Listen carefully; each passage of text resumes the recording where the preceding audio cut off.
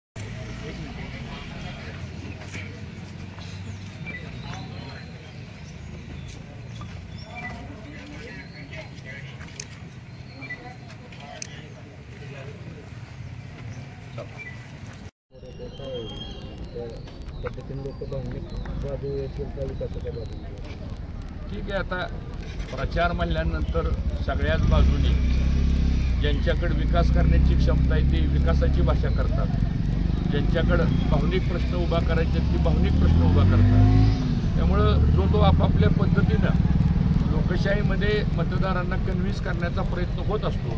पण मला असं वाटतं शेवटी कुठला जरी विषय आला, शेवटी ह्या निवडणुका कशासाठी आहेत? एवढा सगळा खटाटोप निवडणूक आयोग का करतं?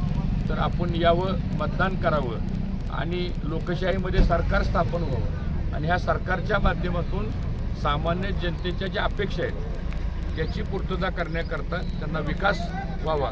शेवटी विकासाकरता लोकशाही आहे. लोकशाही ही काय भावनिक वातावरण निर्माण करण्याकरता लोकशाही नाही आहे. कारण भावनिक विषय हा इंडिव्हिज्युअल असतो, विकास हा सर्वांसाठी असतो आणि नेहमीच 135 कोटी जनतेला भावनेपेक्षा विकास महत्त्वाचा आहे.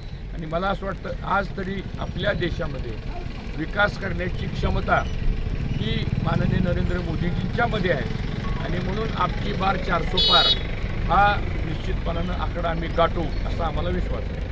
भाऊ, देशातली हाय व्होल्टेज लढत आहे बारामती लोकसभा निवडणूक आणि या हाय व्होल्टेज लढतीमध्ये सुनेत्रा वहिनींचं पारडं किती जड वाटतं?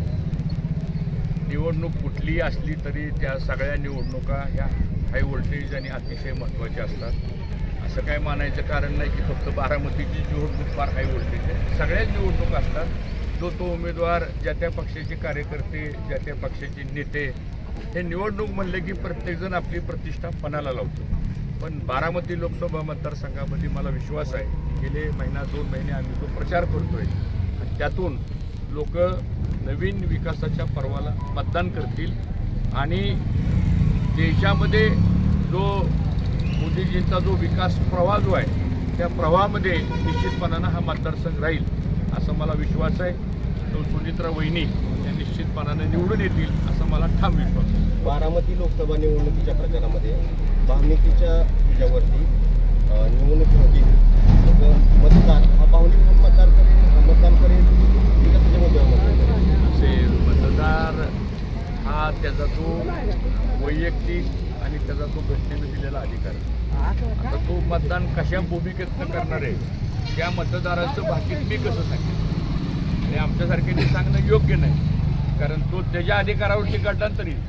शेवटी तो आत गेल्यानंतर अर्थातच एक साधारणतः एक जनरल टोन असा असतो की लोकांना विकास पाहिजे. आज दुष्काळी परिस्थिती आहे, पाण्याचे प्रश्न आहेत, दैनंदिन प्रत्येकाच्या ज्या अडीअडचणी असतात त्याच्यासाठी तर ही निवडणूक आहे. निवडून गेलेला लोकप्रतिनिधी किंवा सरकार यासाठी असतं आणि म्हणून मला असं वाटतं की भावनेपेक्षा सुद्धा विकासाला महत्त्व हे साधारणतः विचारी मतदार करतो आणि त्या पद्धतीने बारामती लोकसभा मतदारसंघामध्ये विकासाला बघूनच मतदान केलं जाईल असा मला विश्वास आहे. संविधानाच्या मुद्द्यावर विशेष माहितीवरती तर 400 पार झाल्यानंतर खरंच नरेंद्र मोदी सरकारनं घटना बदलतील असं वाटतं? मला असं वाटतं की घटना, आता तुम्ही मला हा प्रश्न विचारला, मी तुम्हाला प्रश्न विचारतो, घटना बदलण्याचा अधिकार कोणाला आहे? आत्तापर्यंत 75 वर्षामध्ये किती सरकार आली? एका पक्षाचं सरकार आलं नाही, न एका विचाराचं सरकार आलं नाही. घटना ही बदलू शकत नाही. तुम्ही कुठल्याही कायदेतज्ञाला विचारा, कारण ह्या घटनेवरती पार्लमेंट आहे, या घटनेवरती लोकशाही आहे. आणि मला असं वाटतं की हा एक निवडणुकीला मुद्दा करण्याचा प्रयत्न केलेला आहे. ज्या काँग्रेसने डॉक्टर बाबासाहेब आंबेडकरांना 2 वेळा पराभूत केलं, डॉक्टर आंबेडकरांचा पराभव कोणी केला? इतिहास काढून बघा. 2 वेळा डॉक्टर बाबासाहेब आंबेडकरांचा पराभव. खरं म्हणजे डॉक्टर बाबासाहेब आंबेडकरांची त्यावेळची लोकसभेची निवडणूक बिनविरोधच करायला पाहिजे. आज 2024ला सुद्धा 2 लोकसभेच्या जागा भाजपच्या बिनविरोध होऊ शकतात. त्या काळामध्ये का बिनविरोध झाल्या त्या 2 जागा? म्हणजे ह्याचा अर्थ असा आहे की सोयीनुसार आपण मार्ग काढायचा. घटना कुणी बदलू शकत नाही आणि मला असं वाटतं घटना बदलण्यासाठी 400 पार हा मेसेज अत्यंत चुकीचा आहे. कुणीही घटना बदलू शकणार नाही, कारण घटनेवर तर लोकशाही अवलंबून आहे. त्यामुळे त्याच्यात कुठलंही तथ्य नाही.